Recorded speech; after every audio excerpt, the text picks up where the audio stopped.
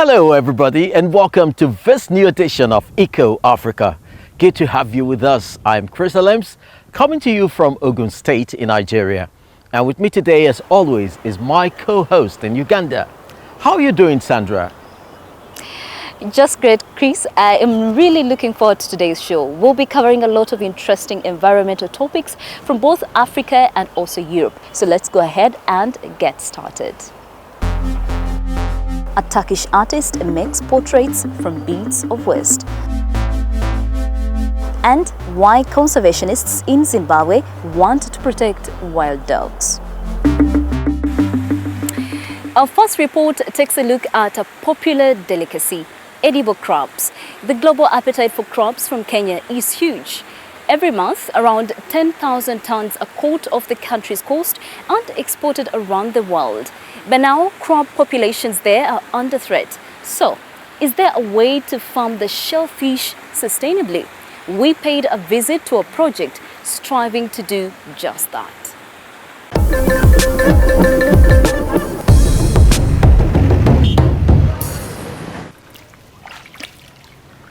Whenever the tide is low, Saidi Guyo is out here hunting for mud crabs at the Maida Creek in Watamu, Kilifi County. It has been his daily routine for the past 30 years. He used to catch about 10 crabs a day, but due to overfishing, on a good day he's glad to find 5. This time, he'll have to make do with just one. These low yields are the result of climate change. And that's where most of the problems lie.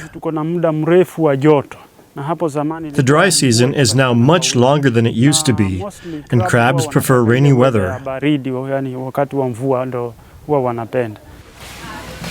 Most of Saidi Guyo's catch ends up in restaurants, like the Che Shale, which is renowned for its crab. Justin Anir has been in charge here since 1999. Over the years, he noticed that the crabs sold to his restaurant were declining in both size and number, so he started looking into breeding them. What I noticed is that a lot of the mangrove areas and crab areas where they have these crabs that are growing naturally were depleted. There was no more crab in these areas. And even though you had very big farms for crab, but there was no more crab. Crabs and mangrove forests share a symbiotic relationship. When disrupted, it can have adverse ecological effects. Crabs live and breed in the mangroves. While digging their burrows, they help to aerate the sediment. They also feed on mangrove leaves and other organic matter, which means the nutrients get recycled. The crabs are very good in terms of the ecological monitoring because they tell you if a mangrove is completely degraded, you'll not find the crabs there. So they are an indicator of the mangrove environment. To help boost the dwindling crab stocks, Justin Anir decided to set up a hatchery in 2017. You see this guy is active.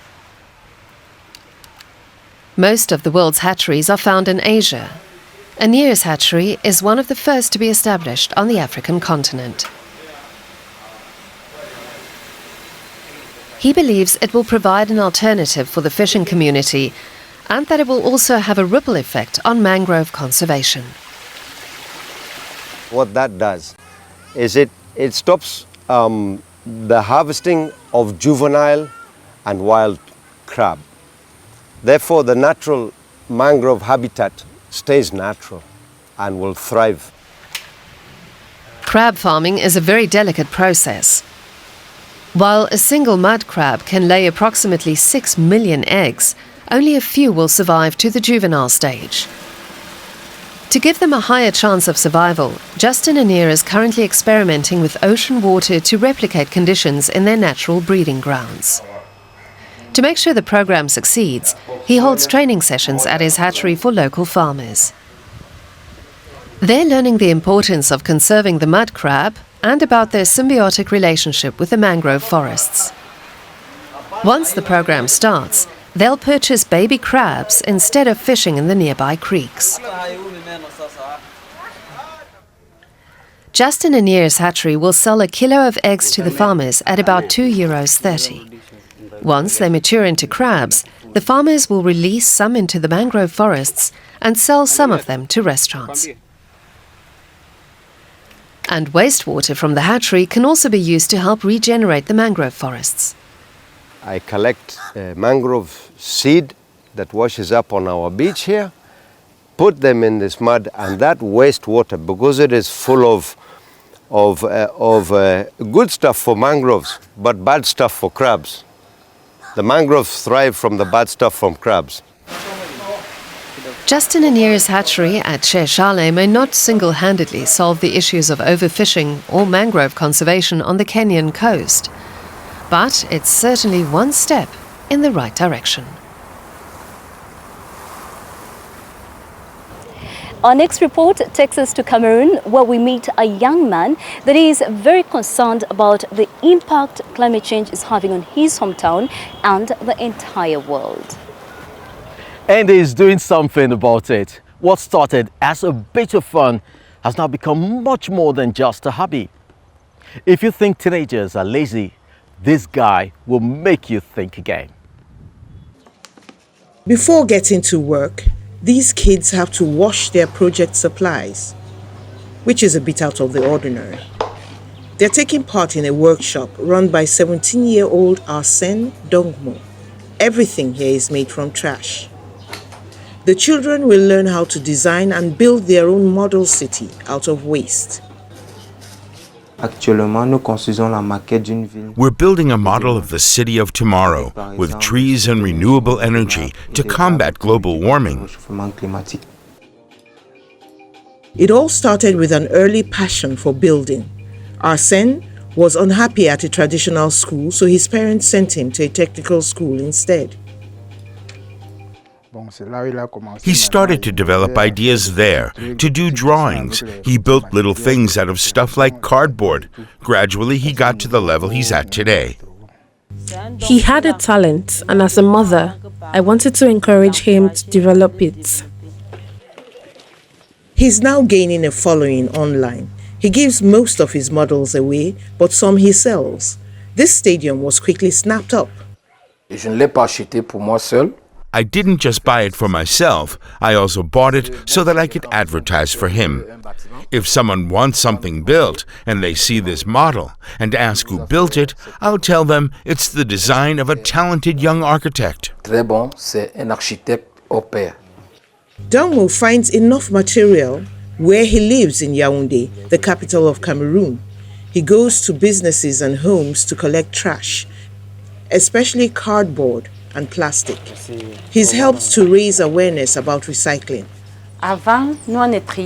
We didn't recycle before, but Arsène Dongmo's initiative taught us how to systematically separate out trash. There's a local sanitation company, but it can only process limited amounts. Only about 40% of the trash gets collected. The trucks only drive on big paved streets, but most residents live along small roads. When you walk through the city, you see garbage all over the place. People just throw it anywhere. Every community needs to develop a waste disposal strategy. In the Simbok area where Arsène lives, at least some of the trash gets picked up by him. He needs it for his weekly workshops. It's my goal to teach as many kids as possible how to build these models out of trash and how to separate trash. And the parents learn as well. Around 30 families are taking part and interest is growing. They just pay a small fee for the tools. I've seen Arsène's models and they really interest me. That's why I signed my son up so he can make them too. He started giving workshops early this year. The children pay attention to him. His models haven't only inspired a love of building, the workshops also make them more aware of their environment. Even though they're only building models of trees and solar panels, they're learning more about environmental protection. And Arsène Dongmo hopes to inspire even more people. I dream of sharing my passion with the whole world and seeing one of my models being built in full scale. Even if his dream isn't a reality yet, Arsène Dogmo is tenacious and continues to forge his own path.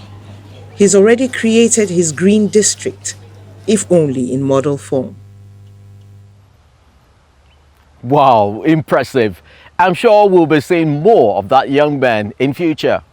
People everywhere are taking waste materials and upcycling them into something new, like an artist in Turkey who makes portraits out of stuff that others have tossed out. Her portraits are put together from plastic bottle caps, colored scraps of paper and fabric, and lots of cords. This Turkish artist works in the medium of trash, all the while following a mission. Hello, I'm Deniz Sadic. I'm trying to create a social consciousness by turning all kinds of everyday consumer items into works of art. She composes the portraits in her Istanbul studio, picking out interesting faces on the internet. First, she prints out photos of details and assembles them to form a template 1.40 m by 1.40 m. That's when the creative work commences. First of all, my mind plays with the photo and I analyze this play.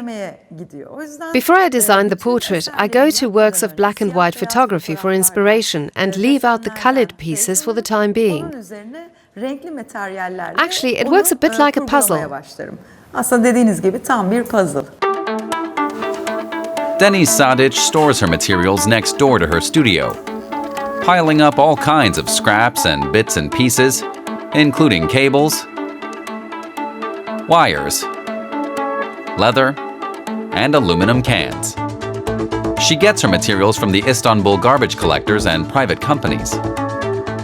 I work with a wide variety of materials, such as, for instance, textile scraps. Or these are plastic bottle caps that we've collected over time. And this is all electronic junk that I actually found in one piece. But we break them down into little component parts. And then all of these little parts can become art.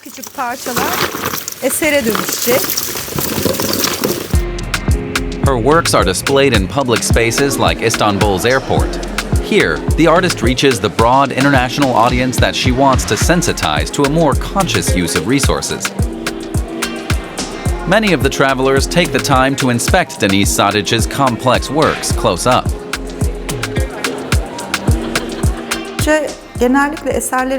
When people see my works from a distance, they generally take them for oil paintings. But when they come a little closer, they start to realize they're made up of household objects. Then they can hardly believe what they're seeing and reflexively start touching my works. Sometimes even that's not enough for them. They might pick something off and take it along as a souvenir. Currently, the artist is working on a series of portraits consisting of lots of colored plastic bags. She fixes each disposable bag to the board with a glue gun. She devotes around 3 to 6 weeks to works like this. I'd like to show that art doesn't have to be made only using the classic methods.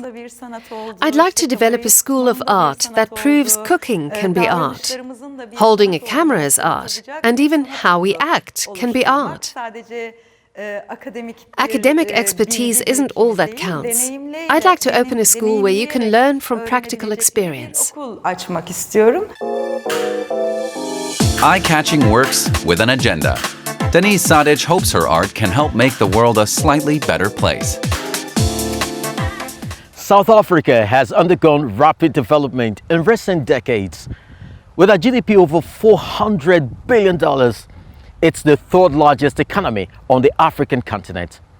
Its excellent universities, huge reserves of raw materials, and highly developed financial sector make South Africa a forerunner in many areas. But in its drive to develop, and modernized, traditional knowledge is at risk of being lost. For the Venda people of South Africa, trees are sacred, each and every one. Today, Vo Makazadi Joyce and a group of students are planting 20 in northern Limpopo province. The organization Zomo Lamupo, or Voice of Nature, has planted over 100 trees in the village of Chidzive in the past few weeks. Since 2000, Limpopo has lost 17% of its indigenous forest cover as trees were razed to make way for plantations and mines. Our organization exists to give a voice to nature, which cannot speak for itself. We believe it is our responsibility to protect the environment and its inhabitants. As a child, I was taught to respect trees and not to cut them down indiscriminately. Trees are like the elders of living things. When we destroy them, we lose a part of our heritage and our connection to the natural world. Elders are highly respected in Venda culture. Vo Makazadi Joyce is a Makachi, a female leader who upholds traditional knowledge of seeds, soil and nature, which she passes on to younger generations.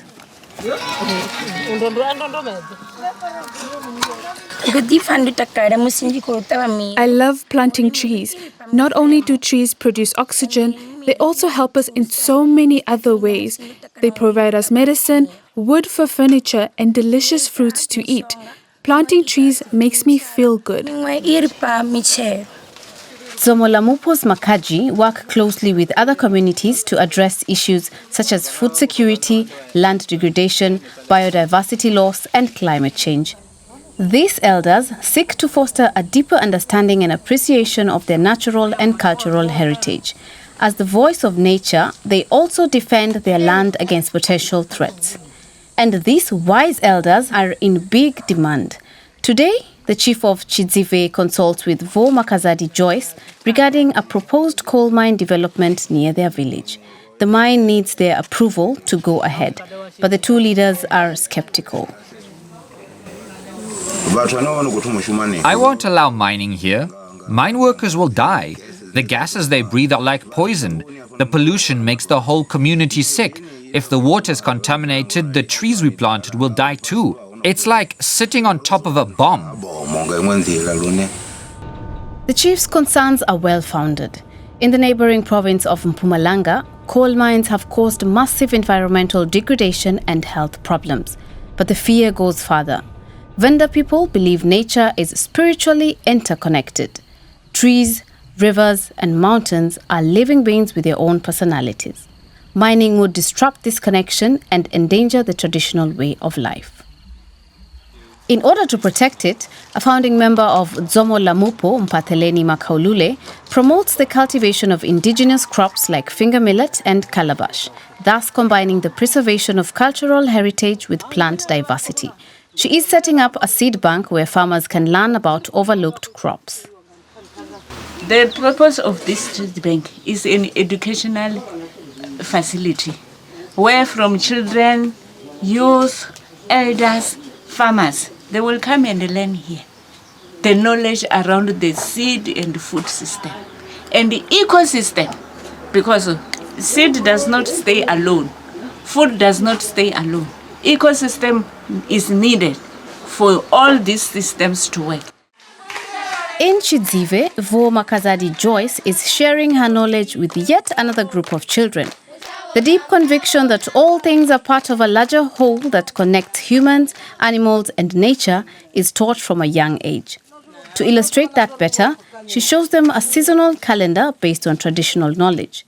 For Vo Makazadi Joyce, culture and the stewardship of nature are one and the same thing. We are teaching these children about the seasons in a way they can understand the traditional practices of their ancestors passed down through generations, to ensure that our culture, their culture, and way of life are not lost. In a world where indigenous cultures and entire ecosystems are under constant threat, Zomo Lamupo is a bastion of hope for the preservation of both. Do you have a dog in your life? Dogs are considered as good companions and fiercely loyal to their owners. But somewhat surprising, people consider wild dogs dangerous and unpredictable. That may be true, Chris, but the fact is, wild dogs actually play an important part in the ecosystems in which they live. So conservationists in Zimbabwe are fighting hard to protect one especially beautiful species found there. This pretty pup looks like a peaceful fellow, but this species' bad reputation has led to it being one of the most endangered in the world. Just 130 African painted dogs live in the Hwange National Park in northwest Zimbabwe. Here, most people only view the animals as a threat to their cattle and otherwise useless. A local NGO is working to change that perception. David Kuvawoga is a team lead. If you have painted dogs in an ecosystem, it means your prey base is good. If you have a good prey base, it also means, it means your producers, your grass, your trees and stuff. It means there's something that the prey can feed on. So once you have painted dogs in the system, it shows that there's enough space and there's enough wildlife in the system. The biggest threats to the wild dogs are traps set by poachers. Though the major targets of these traps are small animals pursued for their meat, painted dogs frequently get entangled in them. They are known to cover great distances in the wild as they hunt. The rangers' work would be insufficient without the support of local residents. Once a month, Kuvawoga pays a visit to the Mabale community, where he meets with the village leader. They discuss their mutual efforts, knowing that collaboration is key to their success. 200 members of the community have organized a voluntary service scheme to protect the wild dogs. It's an undertaking for future generations. Let us work together and we clear off the snails and we keep the dog safe. If we don't look after them, I tell you, we will get no more. Our young children will not know what a dog is. In the past 2 decades, over 30,000 snares have been removed through such cooperation between painted dog conservation and communities. But to make an even greater difference, the factors that often push people into poaching in the first place need to be addressed. Here at the Igayana Arts and Crafts Center, collected wire snares find new life in the hands of over 30 artists who are employed to make different artifacts, mainly for the European market. A third of the profits, around $50,000 a year, goes to the artisans. The rest supports other conservation efforts for the painted dogs. We're making animals through art, so we can look after our parents, we can look after our friends, we can look after our children, so that they go to school, they go to works, and then they make a living there. Improving livelihoods is essential for conservation efforts, but so is education. Painted Dog Conservation is today hosting a class from one of the 21 schools in Hwange for a week-long program called Igayana Bush Camp. It's an opportunity for kids around the age of 11 to learn more about the painted dogs and their environment. An opportunity that's otherwise limited. As part of the camp's activities, David Kuvawoga is giving the children a tour of the NGO's rehabilitation center. Injured dogs are nursed back to health here and then released. Over 80 have already been rehabilitated and sent back into the wild.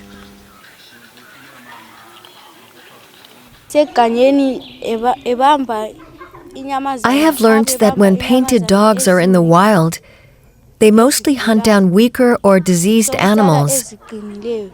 If they become extinct, there will be a lot of spread of disease among animals, which will see them dying.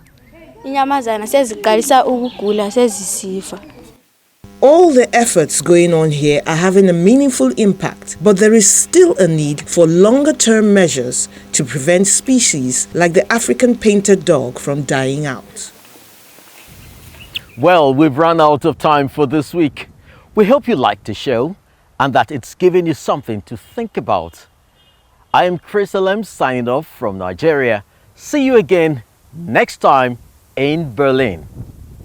Usual Will Creeks next week will be presenting Eco Africa on location in the German capital. So do be sure to tune in into that very special edition. I do look forward to seeing you then. For now, so long from me, Sandra Twinovidio, here in Kampala, Uganda.